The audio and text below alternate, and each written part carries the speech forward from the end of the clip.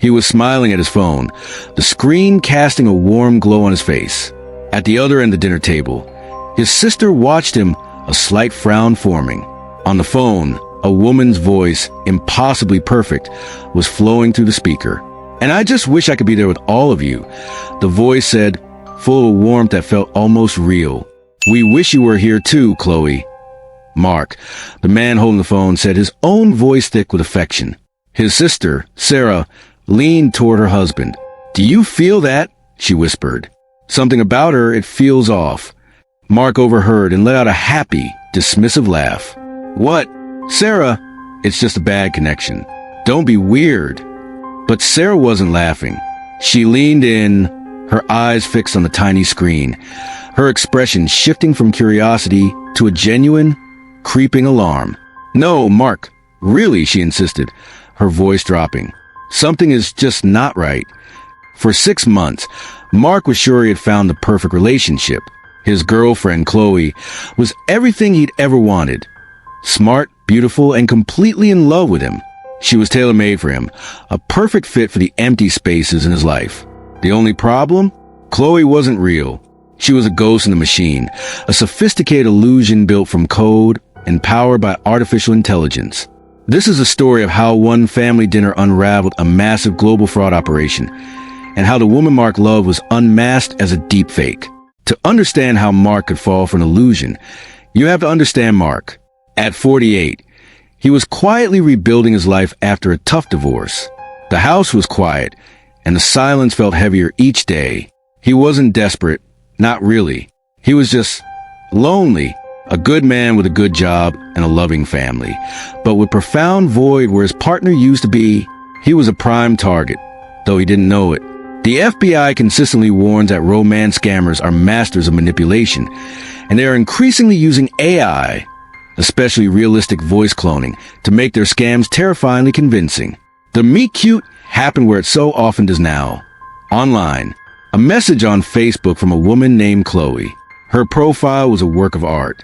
Photos of her hiking in places he'd always wanted to go, posts about books he'd just finished, a shared love for some obscure 80s band he thought no one else remembered. Her messages weren't generic. They were specific and thoughtful. The scary part is, AI can now automate this entire process, crafting the perfect persona to hook a specific target. Within a week, they were talking for hours every day. She suggested they move their chat to WhatsApp for more privacy. This is a classic scammer tactic. Moving the conversation to an encrypted app to create a bubble of intimacy and evade detection. The "I love yous" came within a month. For Mark, it felt like a lifeline. He was seen. He was wanted. Then came the videos. They weren't just generic clips. They were personalized. "Hello, Mark," she would say, her face filling the screen, looking right at him. "I was just thinking about you and your silly laugh. I love you so much, darling." Scammers use AI to generate realistic photos, voice messages, and even real-time video, making it easier than ever to manipulate victims. To Mark, these videos were undeniable proof. Her voice, her face, saying his name. How could that be fake? He'd watched them over and over. He was planning their future. He told his family all about her, showed off her pictures, and played her voice messages. He was in the honeymoon phase, a perfect bubble. But the very technology that built his paradise was also creating the pin that was about to burst it. Back to that family dinner. The phone is on the table, Chloe's face smiling out from it. Mark is beaming, so proud to be showing her off. But his sister, Sarah, can't shake that feeling of profound unease. It's the uncanny valley, right there in her brother's hand. "Mark, I don't know what it is," Sarah said, trying to keep her voice even. "It's just too perfect. The way she's looking at the camera feels blank. It's a brand new phone, Sarah." "The camera is good," Mark retorted, his patience starting to wear thin. "And the way she talks," Sarah pressed on. "It's like she never stumbles, never says, It's not how people talk." These are the exact kinds of subtle imperfections that can sometimes give away an AI. While today's deepfakes have largely eliminated obvious flaws like weird blinking or bad lighting, they can sometimes lack the tiny, random imperfections of a real human. But Mark, wrapped in the emotional cocoon of the relationship, couldn't see it. He saw Chloe. He saw the woman who sent him loving messages every morning. To him, his sister was just being critical, trying to ruin his happiness. The call ended awkwardly, with Mark feeling defensive and Sarah feeling a cold dread in the pit of her stomach. A week later, the first real red flag from Mark appeared.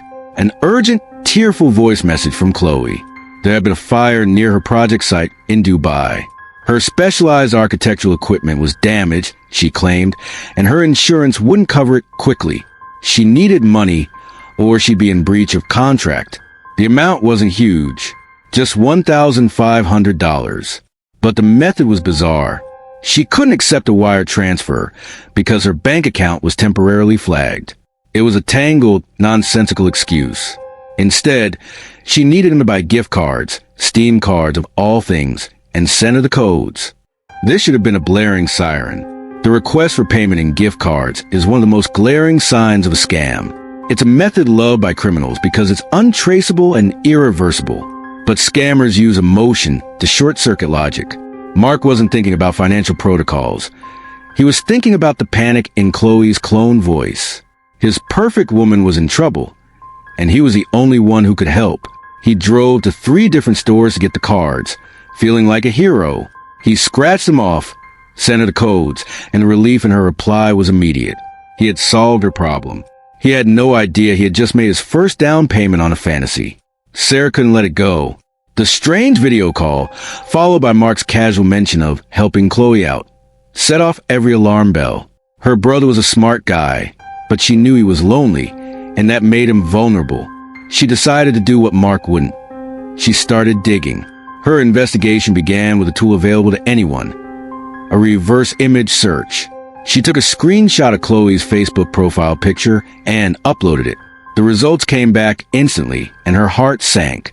The photo didn't belong to Chloe, an architect in Dubai. It belonged to a lifestyle influencer from Brazil with hundreds of thousands of followers.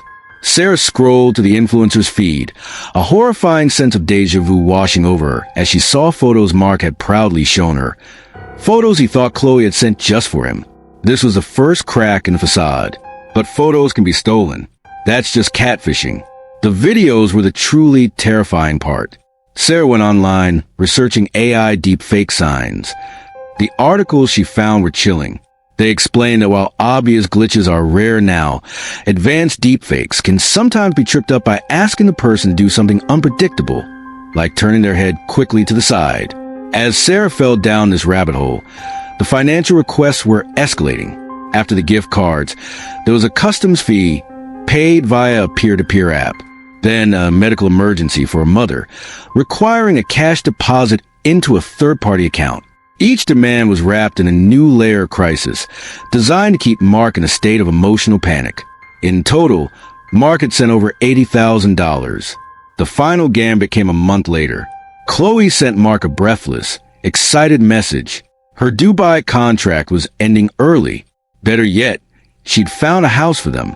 A perfect little bungalow just outside the city. She sent him the real estate listing. It was real. It was beautiful. It was everything he'd ever wanted. There was just one problem. The seller needed a quick, all-cash offer. She had most of the money, she said, but was short $70,000 for the down payment. She asked him if he could take out a loan against his house. An investment, she called it, in their future. Mark, completely blinded by the dream, actually contacted his bank. He didn't see the loan as a risk. He saw it as a final hurdle to happiness. He was about to liquidate his real-world assets to buy property in a fantasy. When Sarah learned about the plan, the alarm she felt turned into pure terror. She was out of time. She had to make her brother see the truth before he lost everything. Sarah knew she couldn't just talk to him. Mark was in too deep. She had to build an airtight case, leaving absolutely no room for denial. She spent 2 days compiling everything into a single devastating file. She sat him down in his own living room, the same room where he'd spent so many nights falling in love with a ghost. "Mark, I love you," she started, "and I need you to just listen. I'm worried about Chloe." Mark's defenses shot up. "Not this again, Sarah. She's real. We're buying a house together. This is Chloe's profile picture, Sarah said, turning her laptop to him. On the screen was a reverse image search result, showing the Brazilian influencer's popular Instagram page. Her name isn't Chloe. She lives in Sao Paulo and she's married. Here are all the photos you showed me on her public timeline, posted over a year ago. Mark stared, his face paling. People steal photos. It's catfishing. Chloe was probably just embarrassed about how she looks. Sarah shook her head. It's more than that. She then played the recording of their family dinner call, slowing it down to a crawl. You can't see it in real time. The technology is too good now. But I spent hours looking at this frame by frame. Look, she said, pointing. The edge of her face. It's almost perfect, but when she moves her head, there's a tiny shimmer right here. It's a digital mask. It's a bad connection, Mark insisted, his voice rising. The video is compressed. But she says my name, he pleaded, his last line of defense. I have videos of her talking to me. Sarah, to me? This was the moment Sarah dreaded. Mark, that's the deep fake, she said gently. It's like a digital puppet. Scammers use AI to clone a person's face and voice from their public videos. They can make that face say anything they want in that person's voice. They can make her say your name. They can make her say she loves you. She showed him news articles about the technology. She pulled up forums where other victims described falling for identical scripts. The overseas contract, the sudden crises, the exact same requests for gift cards and wire transfers. Story after story, a carbon copy of his. The final, crushing blow came from the money itself. Sarah had traced the account number for one of the wire transfers. It wasn't a personal account for a sick mother. It was linked to a holding company known in cybersecurity circles as a mule account for a large-scale fraud ring based out of Southeast Asia. Mark stared at the screen, at the mountain of evidence, the influencers' photos, the shimmering video, the identical stories from other victims, the money trail, leading not to a person, but to a criminal network. Each piece of proof was a hammer blow, cracking the foundation of his perfect world. He scrolled through the text from Chloe on his phone, her loving words, her promises. For the first time, he wasn't seeing the words of his soulmate. He was seeing a script, an algorithm. The silence in the room was heavy. Then a single, choked sob escaped Mark's lips. It wasn't a cry of anger, but profound, shattering heartbreak. The woman he loved didn't just leave him. She had never existed at all. Mark's story is a shocking, heartbreaking example of crime that is exploding around the world. The technology is advancing so quickly that our ability to trust what we see and hear is being fundamentally challenged. If you're finding this story valuable and want to learn more about how to protect yourself and your loved ones in this new digital reality, please take a moment to subscribe to our channel. Your support helps us bring more of these critical stories to light. The aftermath for Mark was brutal.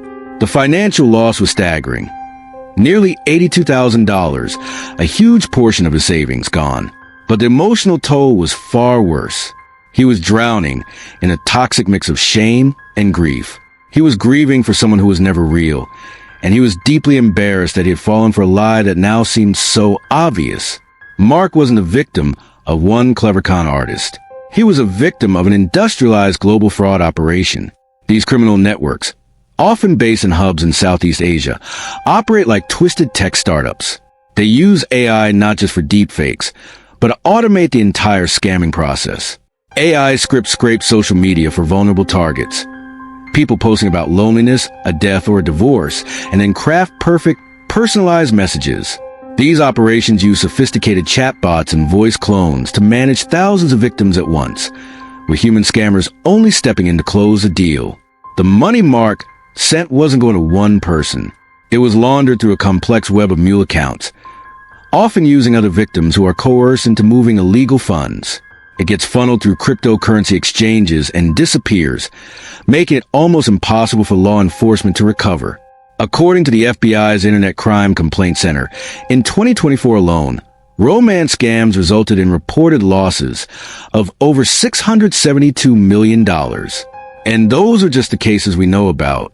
Authorities believe the real number is far higher, as many victims are too ashamed to come forward. What happened to Mark wasn't a failure of his intelligence. It was an exploitation of his humanity. The technology behind these scams is terrifying, but the red flags are still there if you know what to look for. Protecting yourself requires a new kind of digital skepticism, based on advice from the FBI and cybersecurity experts. Here are concrete steps you can take. First, verify independently. If you get a strange video call or an urgent request for money from a loved one, hang up, then call them back on a number you already have saved. Do not use any contact information the potential scammer gives you. Second, scrutinize the request. The biggest red flag is the transaction itself. Be extremely wary of anyone who creates intense urgency or demands secrecy. If an online love interest asks for money, especially through untraceable methods like gift cards, cryptocurrency, or wire transfers, it is almost certainly a scam. Third, analyze the media. Even though deepfakes are getting better, you can still test them. On a video call, ask the person to do something an AI might struggle with. Ask them to turn their head slowly all the way to one side, or run their hands through their hair. These simple, unpredictable actions can sometimes cause a digital mask to glitch. Fourth, and most importantly, establish a digital safe word. This is probably the most powerful tool you have. Agree on a secret word or silly question with your close family that only you would know. In a moment of panic, if a loved one calls asking for money, you can ask for the safe word. A scammer won't have it. It's a simple, low-tech solution to a high-tech problem. Finally, if you think you've been targeted, stop all contact and report it. Don't let embarrassment stop you. Report the incident to the FBI's Internet Crime Complaint Center and the Federal Trade Commission. Reporting helps authorities track these criminal networks and can save others from becoming victims. Mark's journey began with a simple hope for connection and ended in a devastating confrontation with a new and terrifying form of crime. His story is a warning that the lines between what's real and what's artificial are blurring faster than we can keep up. The same technology that promises to connect us is being weaponized to isolate and exploit us on an industrial scale. In a world of perfect fakes, how will we know who or what to trust? And what is it about our own profound need for connection that makes us so beautifully and dangerously human?